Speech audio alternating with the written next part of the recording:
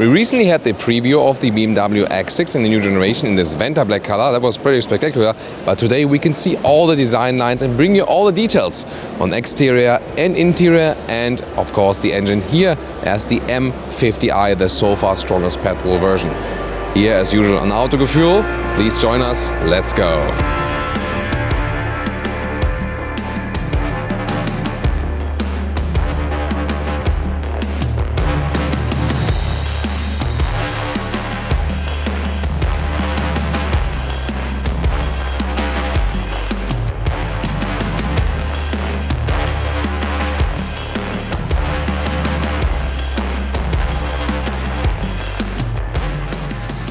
The front is stronger than before, and as with all recent new BMWs, the double kidney is even wider, especially in this case fits to the X6.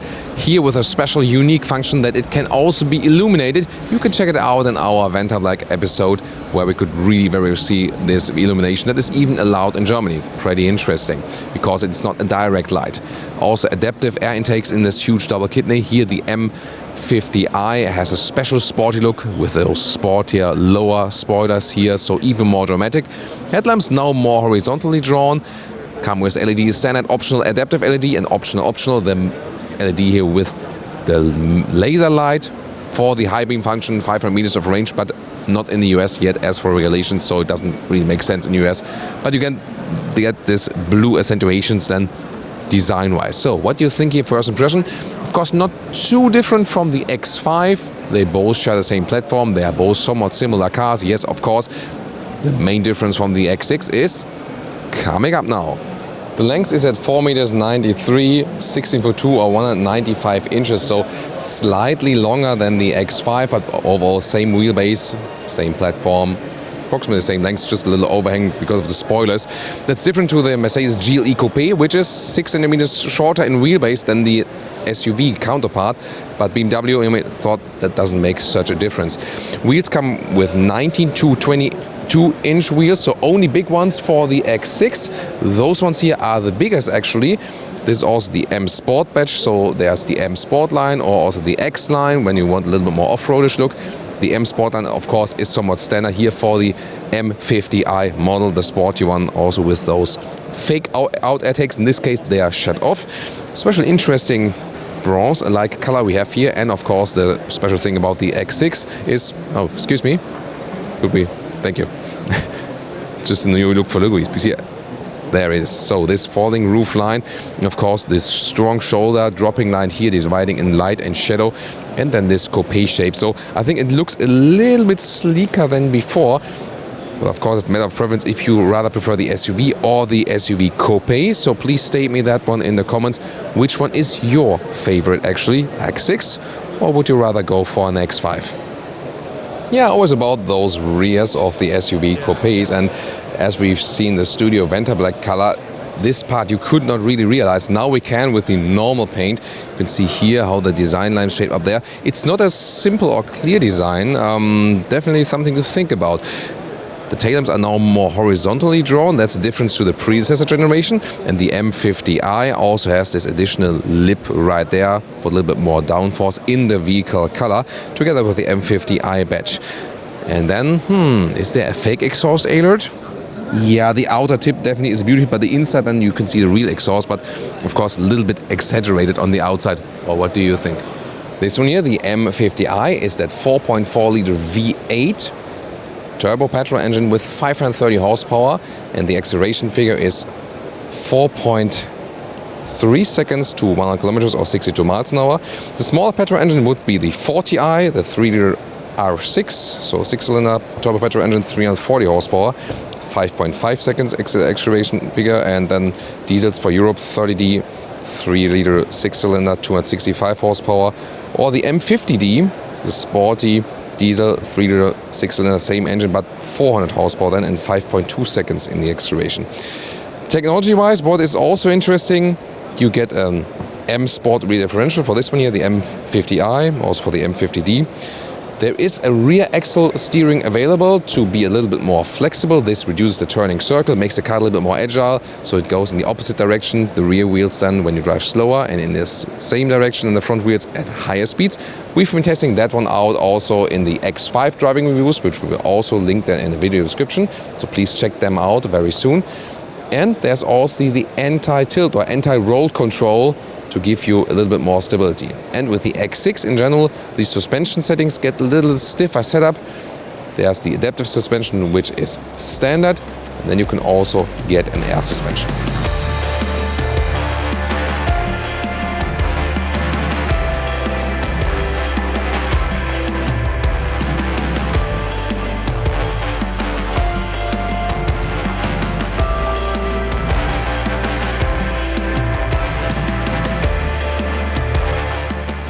So, what about this front seat area? First of all, inside the doors, Sensatec leatherette being used right there. It's a nice finish here. They stepped up the build quality if you compared to the predecessor generation. Hofmeister kink design element right there. And also an optional Bowers & Wilkins sound system with a really decent and nice sound. The M50i gets this entry badge and also sports seats. So there's a base seat and the sports seat available.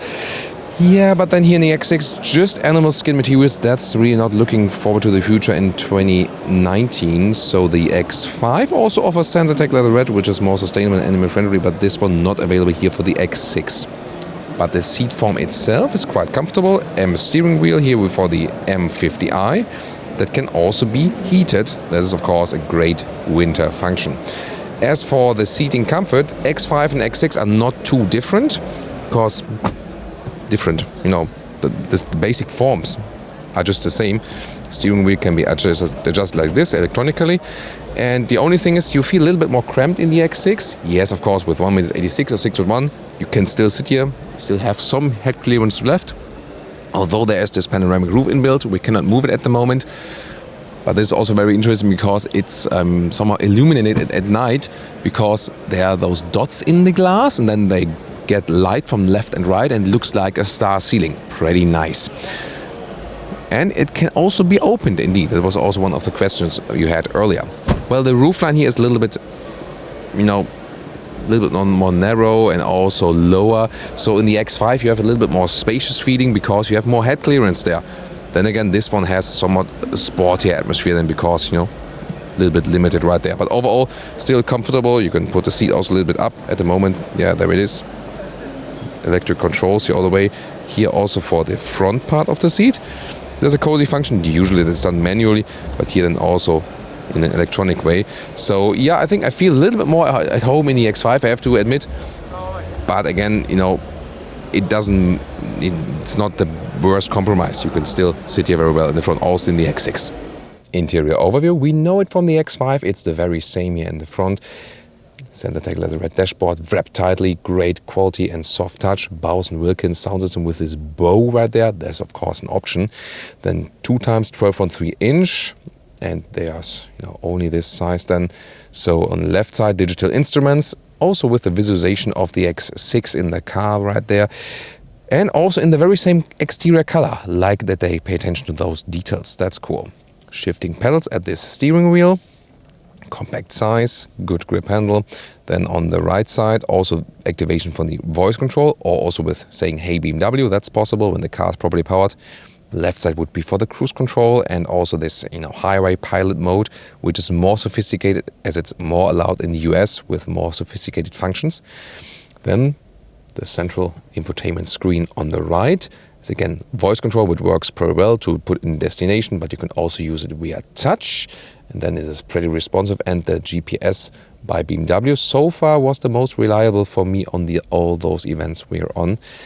And you can still use the lower knob for a map hotkey, for example, so you can control it while driving with this, some call it MMI. It's somewhat branded by Audi still, but they don't have it anymore. This multimedia knob, I like to use it for zooming while driving, for example, because then you don't have to put your hands right there on the screen. So redundant controls here also at BMW. The climate control is here, warmer and colder. You can also use the voice control. Seat cooling is available, especially important since you don't have fabric seats here. That would be an easier solution. Then the volume knob is still manual and has this nice metal knurling around. Great quality again, and less piano lacquer being used here in this M50i interior, because this one then has this very spectacular carbon fiber cover. Also with some ambient light, you can see there, you can slide this one open. Then you also have illuminated cup holders, and they can be cooled and warmed, whatever you desire. And in the front, inductive charging pad next to a normal cable connection. CarPlay is available in a wireless way here, so you can then use that one in combination with the wireless charging pad.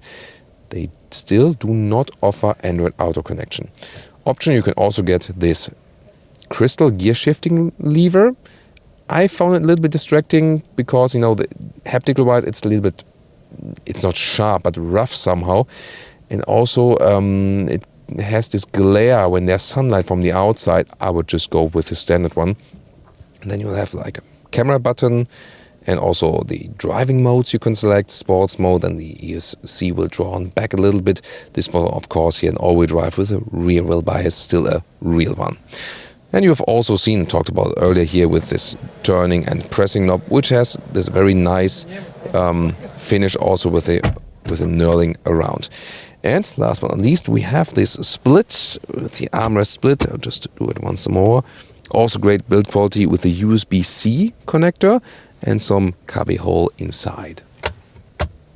And whereas BMW lagged behind in a couple of the past years as for the interior quality, now they are, you know, really overtaking. For example, also Mercedes here, also with the frameless mirror, which is nice and elegant. Maybe we can also see Jonas or me. And also, if we go a little bit more on the top, hey, guys on the outside, I know, then here we see those wings here, BMW wings, and wow, this is always cool. Again, it has been an exterior design element before. Now it's only a design element on the interior, but I just love this structure. Please leave me a comment if you were also seeking that one on the exterior light still. What about that rear compartment? Let's get inside here. First of all, inside of the doors, also with the leatherette cover, high build quality. Then we have those manual shades here for the kids. Yeah, there we go. And back again. Also very nice quality as for the door handles in the rear. The rear door does not open too wide actually, so getting in and out is not too easy, and also for installing child seats and so on. Same styling as in the front, and there's also this pad holder available. Yeah, I'm not sure if you really need that. It's a possibility. Probably everyone will rather use his or her own personal device, and crash safety wise, I'm also not always convinced of that. Problem of the X5 and the X6 is the package. As for the rear legroom, you see, I have enough legroom, yes, and also headroom. That works with 1.8 A6 or 6.1, so no compromise as for head. Yeah, the X5 does have more headroom in the rear, but it works here.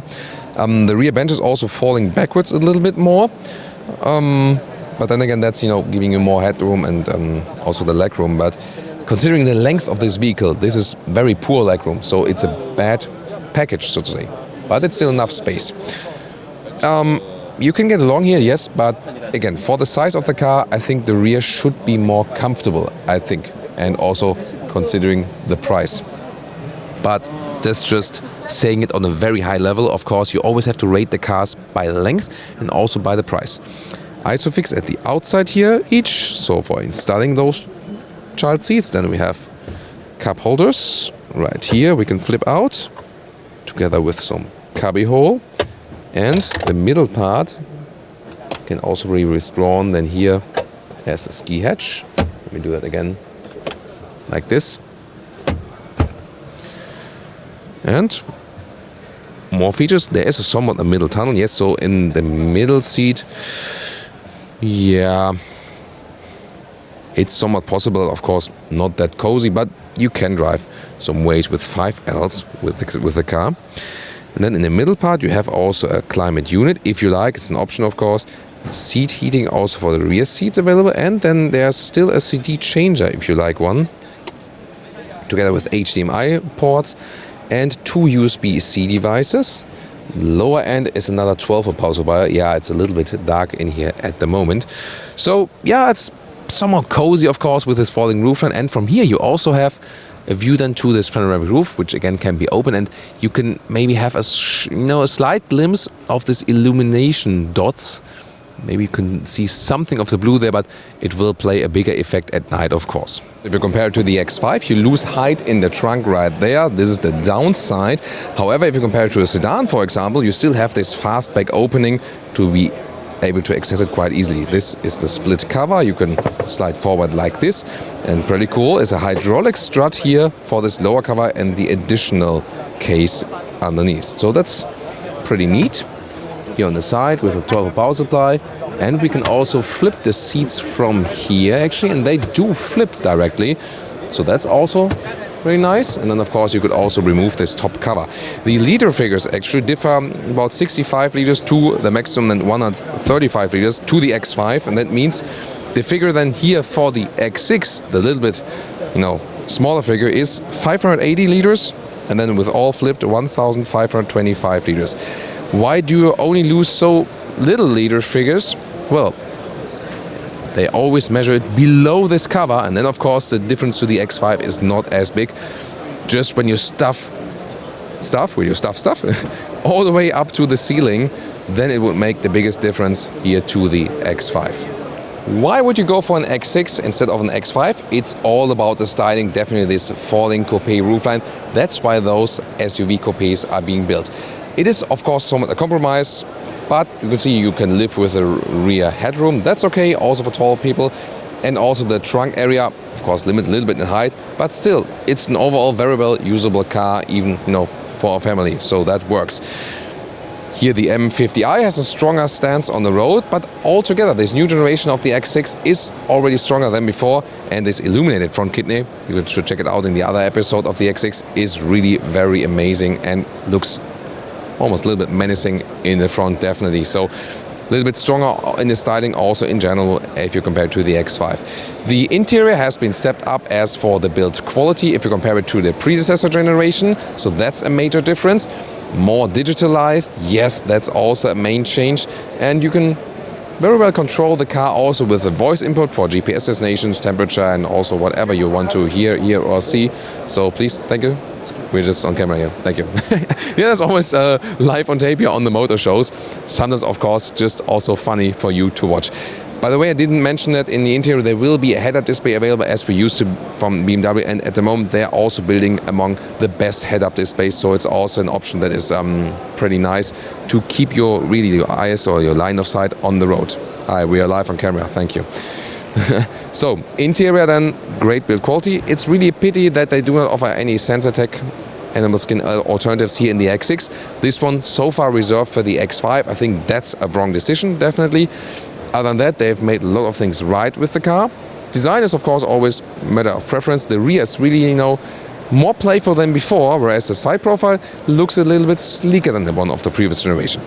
There's definitely a lot to discuss with this car. The PHEV will probably not come with the X6. That one will be reserved for the X5 so far, unless there will be a high demand. The 40i will be a very important engine for the X6, especially in the US, and the M50i will surely also be quite important. The normal 50i will be phased out because when people went for the V8, they usually then directly went then for the highest horsepower spec then. So, a lot to talk about with the new X6. Which one would you go for? X5, X6, or if you compare now the X6 with the GLE Coupe, we can also compare this episode, and I would like to have your feedback, GLE Coupe or the X6. Let's discuss this, and please continue with the next Autogefühl episode. Subscribe if you haven't done so far, and heads up also to Jonas for camera work, even though we have some disturbances on the motor show as usual. But again, that's live and authentic on Autogefühl. See you in the next episode.